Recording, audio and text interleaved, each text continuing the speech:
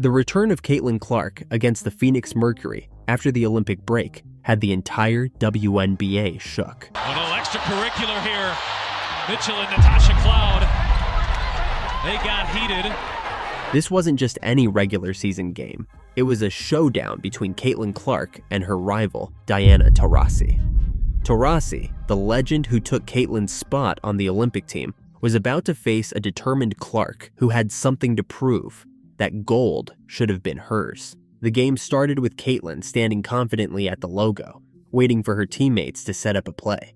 But before they could, she decided to pull up for a deep three. It didn't go in, but it sent a message loud and clear. Caitlin Clark wasn't afraid to take risks. On the next possession, Caitlin put her court vision on full display. She faked out Natasha Cloud, executing a smooth give and go with Aaliyah Boston. With Brittany Griner now forced to guard her, Caitlin created a mismatch, leaving the bigger Boston on the smaller Cloud. It was an easy assist for Clark, and an even easier layup for Boston. Then, Caitlin showed just how prepared she was for this game. She called for a pick at the three-point line, but instead of driving, she pulled up and drained an easy swish. The screen launches and drops a triple. With each play, Caitlin's confidence grew. Bringing the ball up the court again, she went into an isolation play against Olympic guard Alicia Cooper. She completely cooked her defender, finishing with a tough and one layup. Mentally staying in it as Clark gets that big and one coming off that huge three a few moments ago. And of course, she knocked down the free throw. The Fever weren't done yet. Caitlin, sensing the defense closing in, pulled off another ISO play. But this time, she dished out a slick pass to Smith under the basket after drawing a double team in the paint. Right now, Caitlin Clark, who finds Melissa Smith. And her ability to just probe the defense, and Copper, who is an elite defender. The next possession, Caitlin sprinted coast to coast in transition, finishing with another and one layup under the towering Brittany Griner. And it's Clark on the other end at 22 with a spin and a lay-in. With the free throw, the Fever extended their lead to 11 points, all thanks to Caitlin's relentless pace and playmaking. As the first half wound down, Caitlin decided to remind everyone why she's often compared to Steph Curry.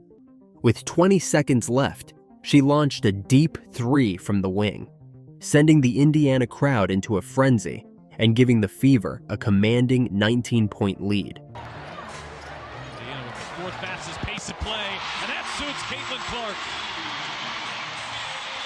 The second half started, and Caitlin wasted no time, positioning herself at the same spot and draining another three, her third of the night. Really get out in transition, see if you can get some early quick buckets. Oh, Clark hits her third three. Even in transition, when faced with a 3-on-1, Caitlin made the smart play, threading a perfect pass to Lexi Hull, though Hull unfortunately missed the open layup. But Caitlin wasn't deterred. She followed it up with another perfect pass in transition, slicing through the defense to find Smith under the basket for an easy assist. Indiana comes up with a turnover. Here is Clark. This time it's Smith with a foul and an and one. Then she did it again, this time finding Kelsey Mitchell for a wide open layup. Here's Mitchell, all behind the defense. And Caitlin Clark can do no wrong. As the first half closed, Caitlin nearly notched her fourth half-court assist, but Hull couldn't beat the buzzer. Get it up in time. Samuelson shot too strong. The second half began with Caitlin driving to the basket, drawing a foul. Run. Clark trying to put a stop to it, hangs and draws the foul. That bucket, by the way, by Griner. And knocking down both free throws. This seemed to ignite some tension among Phoenix's Olympic stars, leading to a bit of a tussle on the court. A little extracurricular here. Mitchell and Natasha Cloud. They got heated. But Caitlin stayed cool. As the third quarter came to a close, she hit a step-back jumper, getting lucky with the shooter's touch. Back on a deep two. Oh, gets the shooter's touch. With 5 seconds left, she handed off to Hull for a buzzer-beater three, capping off a dominant quarter. Samuelson, who buries a three. Samuelson beats the buzzer. And the Fever end the third with a flourish. In the fourth, Caitlin showed she's not just a passer, but a deadly shooter too. She called for a pick from Aaliyah Boston, used it to get wide open, and drained another 3. Off the screen, finds some space, and delivers! It's a triple for Caitlin Clark. It's like clockwork. Hey, set a screen, let her go. On the next play, she tried to replicate the same move, but this time, the ball took a detour off the top of the backboard before going in. Unfortunately, the refs called it out of bounds.